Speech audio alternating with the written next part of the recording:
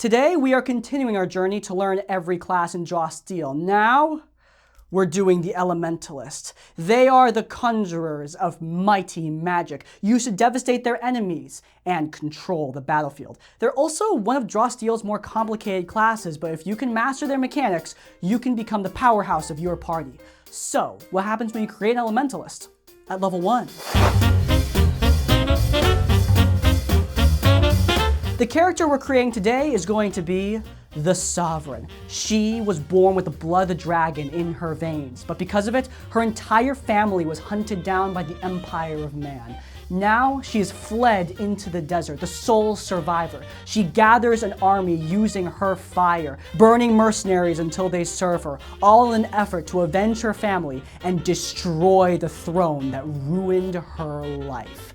She's a pretty intense character, and we're going to be creating her at the very start of her journey. When the Sovereign starts her adventure, she has 2 reason, which is the main stat of an Elementalist. The rest of your stats are going to be determined by some preset arrays that you can pick from. Once you've figured out your stats, you're going to want to take a look at your stamina, your health in this game.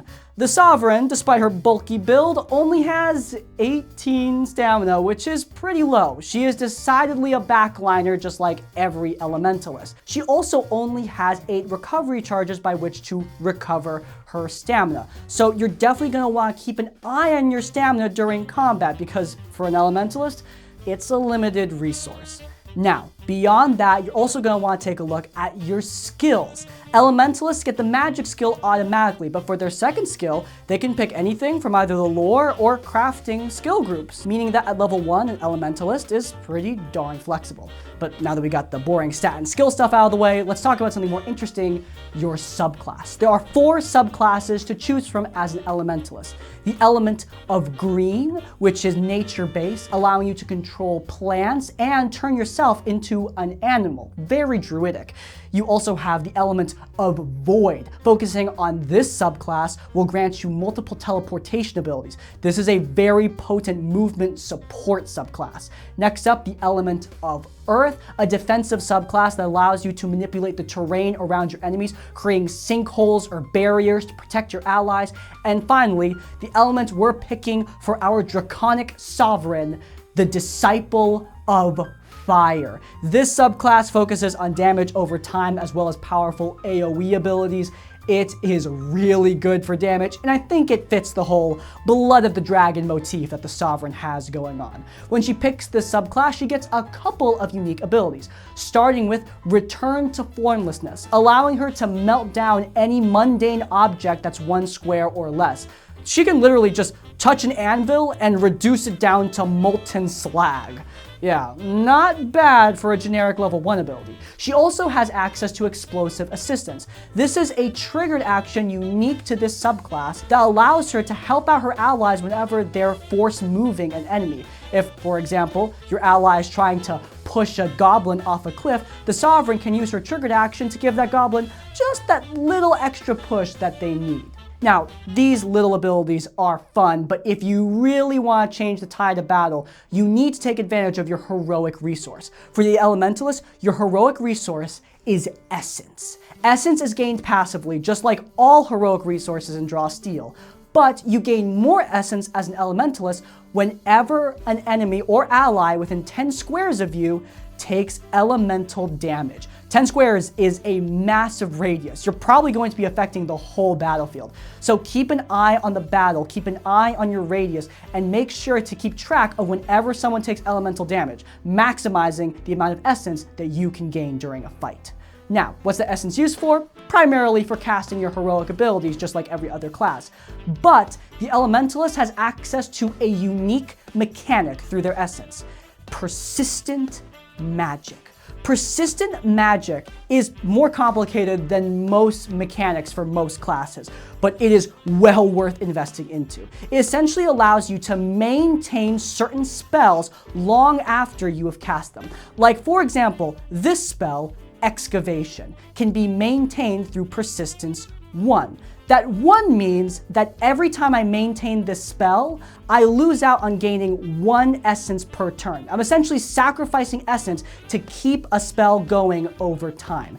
This is really good as you can maintain multiple spells all at once. That can get pretty overwhelming and kind of complicated. You have multiple spell effects going and you have to keep track of the amount of essence that you still have. But as long as you master this mechanic, you can have multiple area of effects, multiple damage over time effects. You can have all of it going all at once, allowing you to take whole armies by yourself while still melting a boss. It is really, really powerful. So keep an eye for any abilities that have the persistence tag and see how you can use them during a fight.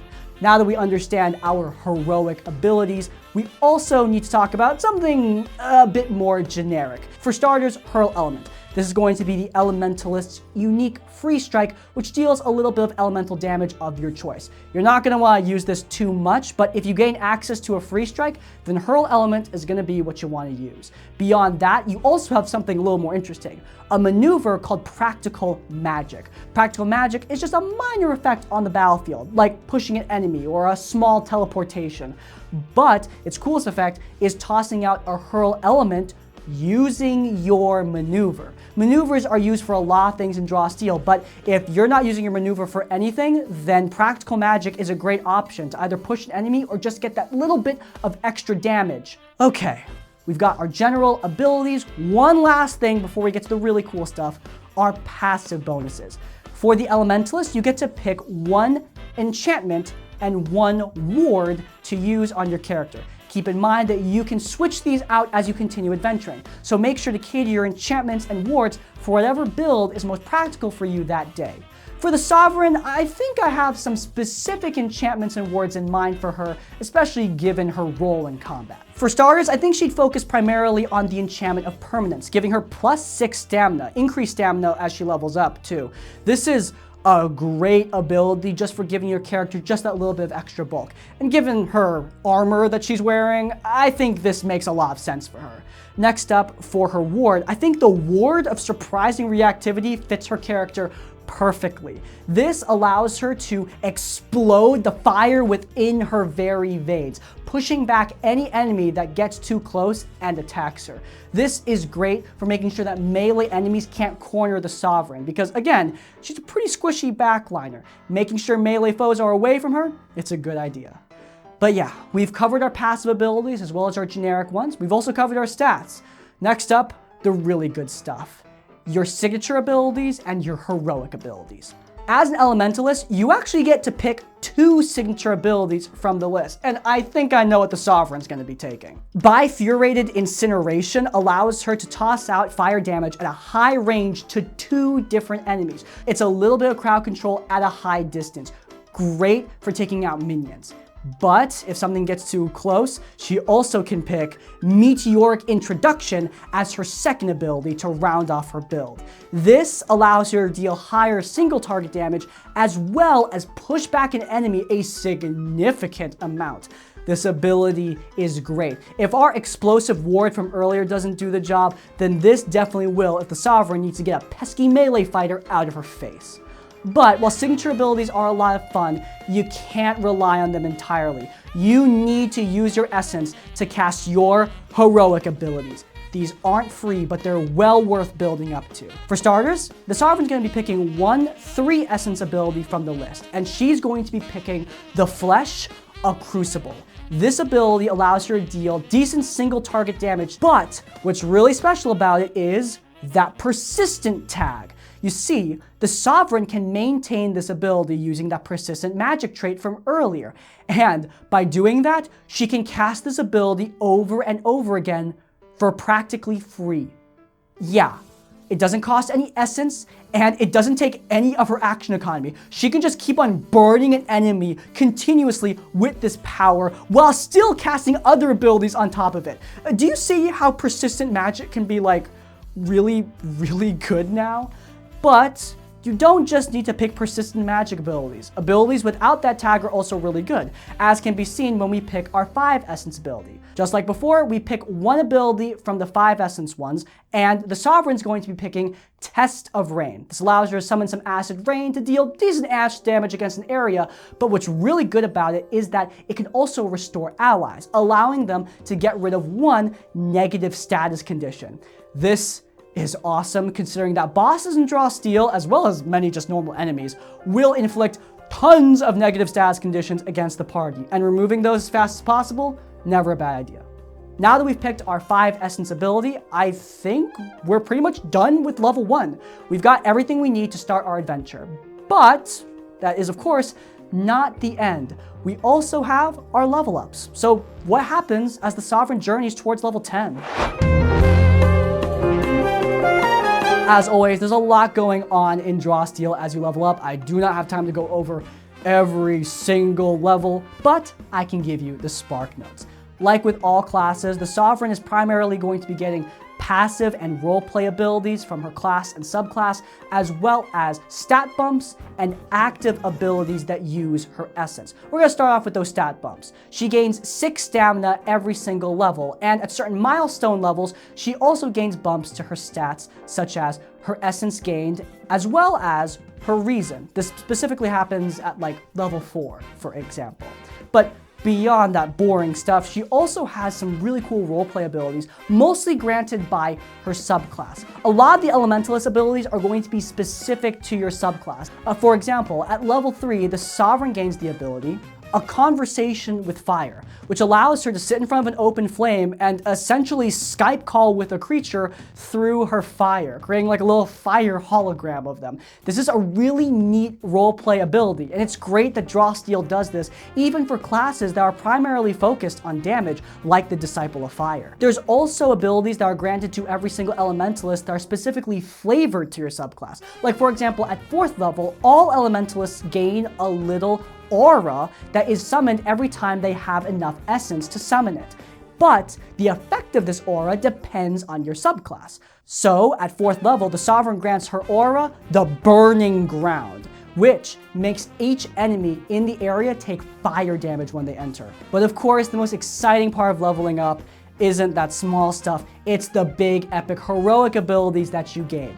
As you level up, you're going to get more and more expensive heroic abilities to choose from. For example, at level 3, you can pick a 7 essence ability. And for the Sovereign, I think we're taking something familiar to us Dungeons & Dragons fans, Wall of Fire. I mean, come on, it's just too iconic to let go of. This allows you to create a 10 square long wall within 10 squares. That is a huge range and a huge radius for the spell. If you need to cut off an assaulting force of minions, then this wall will put an end to any plans they have of getting to you and your party. But despite the power of that ability, it's nothing compared to what the Sovereign will gain when she gets all the way to 9th level. She can pick the 11th essence ability, the Earth Rejects You. This ability does moderate damage in a decently large 5 square AoE. But what makes this ability really special isn't the damage or the area, it's the persistence. Yeah, that's coming back here too. If I sacrifice 2 essence per turn, this ability can be used again and again and again for free using just my maneuver. I can maintain this along with the Flesh of Crucible from earlier, allowing me to burn a high value single target while also devastating armies of minions. Do you see how powerful the Elementalist can get once you get these abilities rolling? Yeah, they can do some crazy stuff. And that's just at 9th level. At 10th level, you first gain access to an epic resource called Breath.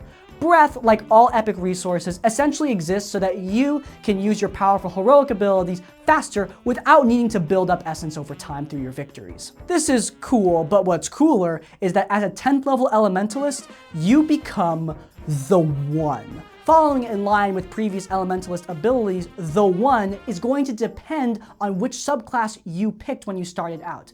As Disciple of Fire, the Sovereign becomes the Master of Fire. Her damage bonus from her Disciple of Fire trait increases to +5 and affects all of her spells. So, hey, you know that AoE rock ability from earlier? The one that I can spam with just a maneuver? Yeah, now every cast of that has +5 damage. Yay. But on top of that, she also can use her Return to Formlessness ability, the one where she can melt an item, to melt basically anything except an artifact. And if you melt powerful treasures and magical items, then you can gain a little bit of essence back. So if you want to like sacrifice some useless magic items right before the final boss, yeah, you can do that now. Great. I don't know about you, but I think the Sovereign is ready to lead her army against the Empire of Man and avenge her family. She can both completely annihilate a single target with damage over time, as well as destroy armies with AoE abilities, all while maintaining these effects and snowballing them into massive damage numbers. The Elementalist is such a fun and flexible class. Like seriously, you can create a completely different druid-like support character or a strategist void master who can teleport your allies through portals. This class is awesome. I cannot recommend it enough. Unfortunately though, we don't have time to talk about all that. We're gonna have to end today's guide on the Elementalist. If you guys were loyal to the Academy and watched the whole thing all the way through, then leave the comment, the might of magic, to let me know you made it to the end of the video. If you really enjoyed this one and want to see more though, then check out this episode where we went over the basics of draw steel combat. It's linked in the cards. But before you go, please do leave a like on this one and subscribe to Crispy's Academy so you don't miss any of our content as it comes out. And finally, if you want to support us directly, then you can either buy our merch or subscribe on Patreon for exclusive Discord, exclusive draw steel and D&D content, as well as an exclusive actual play. In essence, like, comment, subscribe, support. I will see you all next time. Now get out there and draw steel. So, what happens when you create an Elementalist? At level 1,